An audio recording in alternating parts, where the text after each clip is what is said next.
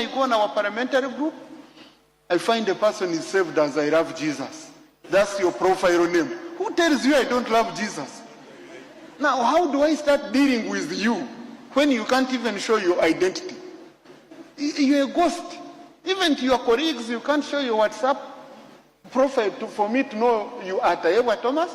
And then, because I've gone on, when I have colleagues, I'm trying to save your numbers.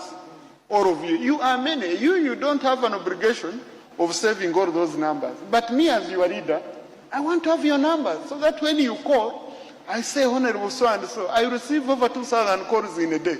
I want to be picking every call.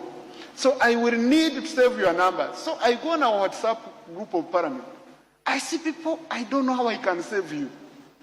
Should I save I love Jesus, Honorable I love Jesus?